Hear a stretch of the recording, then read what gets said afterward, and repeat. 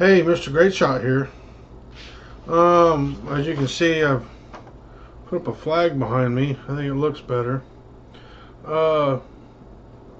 And I was going to go over some stuff today, because today in my state we're doing elections, you know, for your state government and mostly your state government. There was some federal stuff on there, but I was going to go over.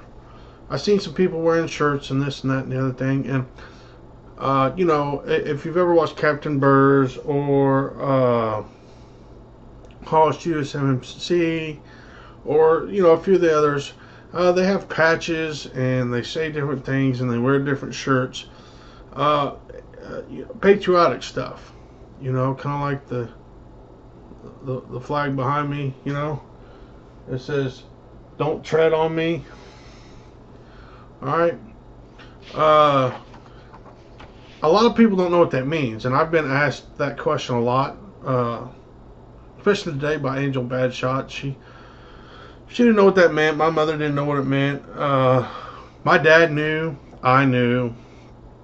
If you've ever read history, in particular American history, you would know what these things are. And all of them hold true today, because one thing about history, people, is it has a tendency to repeat itself. The good, the bad, and the ugly.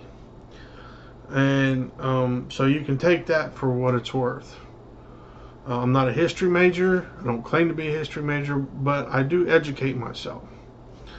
So I'm going to get down to the big one.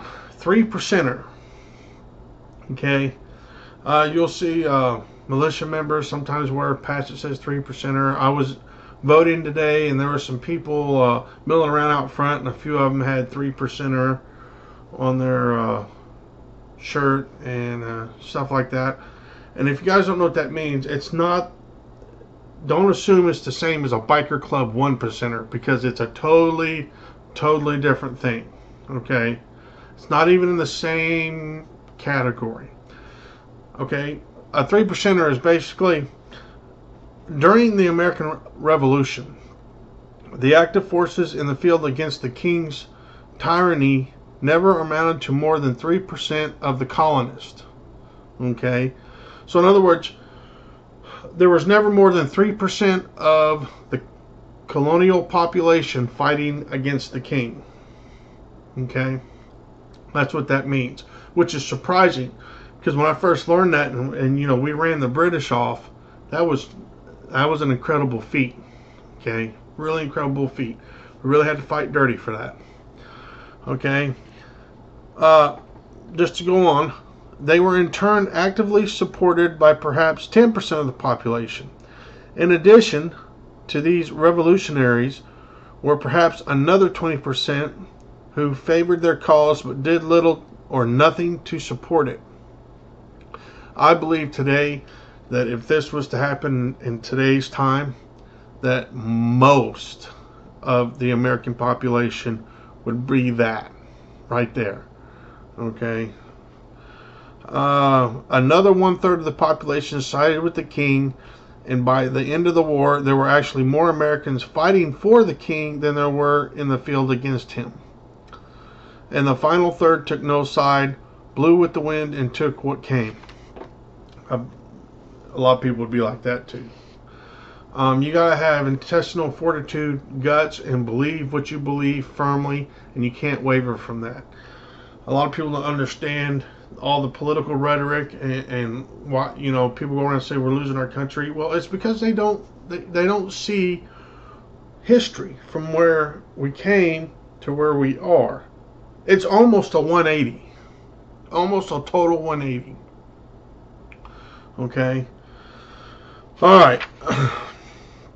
Now, everybody has seen the you know, the Spartan helmet shirt, or the Spartan with the sword, and a saying that says "Molan Lebi."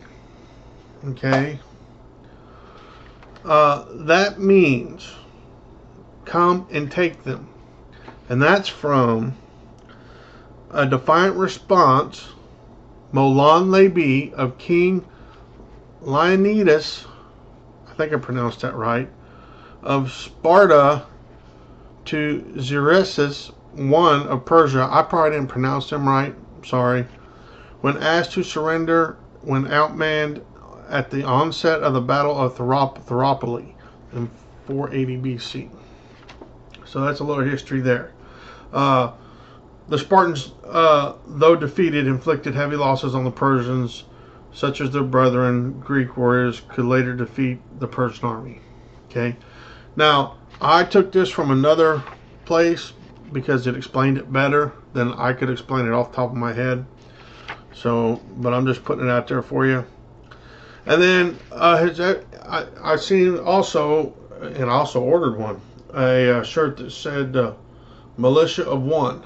Okay, and it's referring, it's just like a hard slang saying, and it's referring to what Thomas Jefferson said.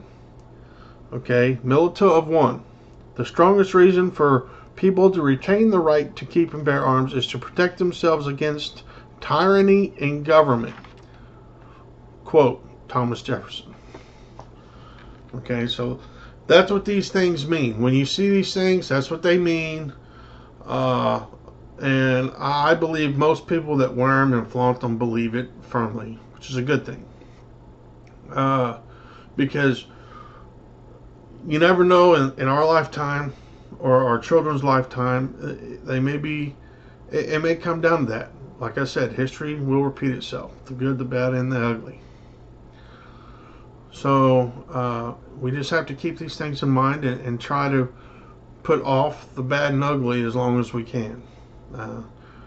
You know, that's all I can say about it. So with that being said, that's it. Mr. Greatshot says, treat your fellow man the way you want to be treated. Remember, people, guns don't go off by themselves. Later.